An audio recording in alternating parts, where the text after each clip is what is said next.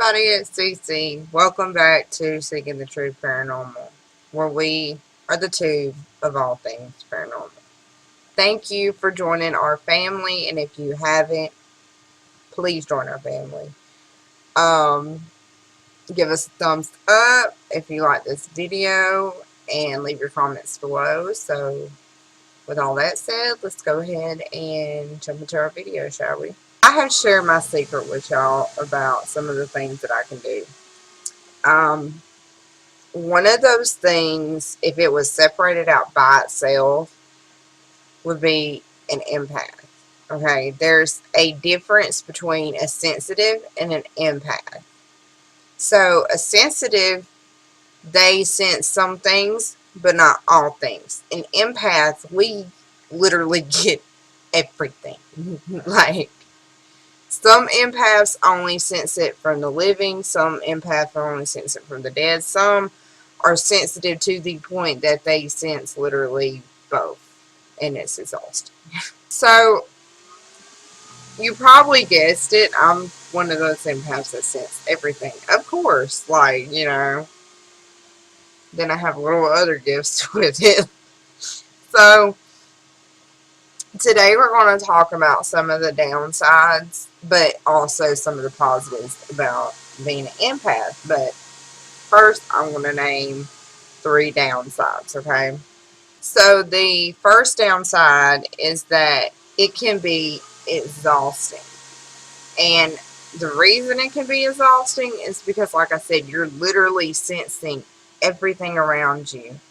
Um, when you're an empath like that, you're connected. Either way, you're connected to everything. Everybody is.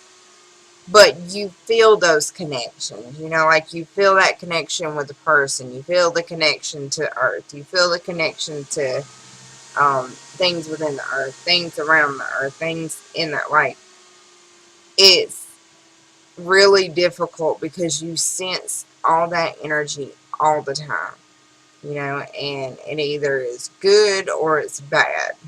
The second downside is that it is really hard to block it out. It has took me years to finally learn how to separate out mine from everybody else's and learn how to pick and choose what I choose to feel more. Now, sometimes I can't help it and I feel it anyway. But the majority of the time, I can kind of like block out some of it to keep me from going really, really crazy.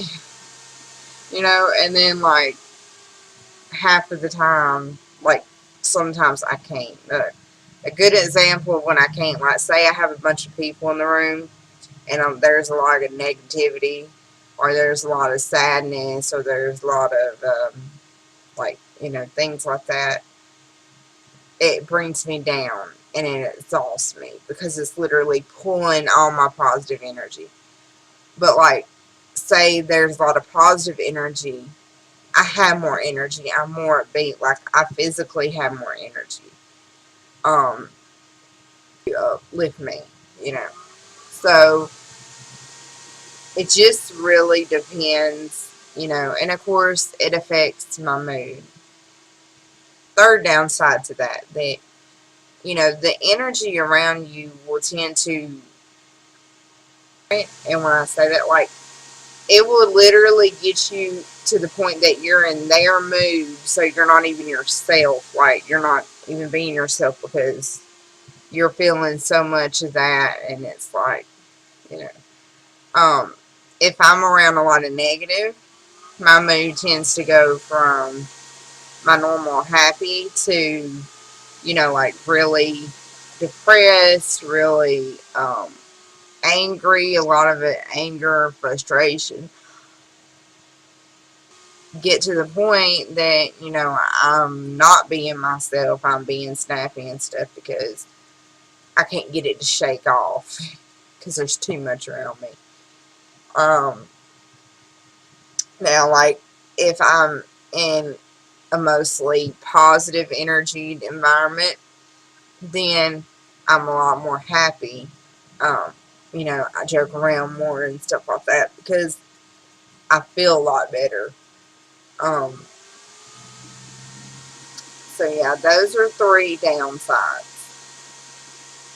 So now that we discussed downsides, I want to discuss some of the positive sides. So one of the positive sides is that it does tend to keep you on your toes and aware. And like you don't, a lot of times you don't fall for people's stuff. And what I mean by that is like, a lot of times when you're sensitive like that, if somebody has an ill intent or there's a bad situation that's trying to develop and stuff like that, a lot of times you can sense that before it gets there. And it really helps because then you can sit there and back on and go, okay, this is not going to be a good situation. I don't need to get in this. I could get hurt, that kind of thing. So it brings more awareness of the actual hidden intent that's going on around you or in the conversation, that kind of thing. Um, and it makes you aware of what's really happening. This one's going to sound really funny, and it kind of is funny, but it's true. Another positive thing about it is like, say that you're feeling really, really drained. If you spend some time outside around nature and around earth, a lot of times you can draw from that energy and it will recharge you. It in a positive way, because when it comes to Mother Nature, when it comes to nature and earth, it's mostly just pure energy, and at that point that pure energy isn't really necessarily negative and it's not really necessarily positive, it's just energy. So it helps kind of rebalance you and refocus you and that kind of thing. That's why a lot of times when people say meditate, excuse me, that they mean meditate outside. Because you can connect more, you can get that energy up, you can kind of refocus yourself and that kind of thing. The last positive point that I will bring into play is, when it comes to the dead, a lot of times, for people that aren't empathic or aren't sensitive in some type of way, or not aware of their sensitivity, um, spirits can trick them a lot easier, and especially like demons and stuff, they can hide themselves as something they're not. But a lot of times, if somebody is sensitive enough or they're empathic enough, um, they, majority of the time, you can pick up if that really is human or non-human because of the energy. It's a very different type of energy, and you don't, when you feel that energy, especially if it's a demon, you don't want to be scared because then you're giving it power. But it does help you differentiate. There we go. Um, what's what. If it's a human and it's just like angry and that kind of thing, you're going to feel them emotions, but it's going to be up tensed to like a scary level. Um, but now if it's not human, then you'll sense a different type of energy because it doesn't feel human. It feels kind of like, it's weird. Heavy, very menacing, like trying to prey on you, um, and that kind of thing. Whereas, like, a human spirit is more of they're letting out their anger or they had bad intent, that kind of thing. So, yeah, so I do apologize about my video being so short today. But I did want to have kind of a quick conversation with it. So, if anybody wondered, you know, kind of what's the difference between sensitive and empath, and like, what it is, and then some of the things dealing with it, then there would be a short video for y'all to enjoy, um, where we kind of talk about it.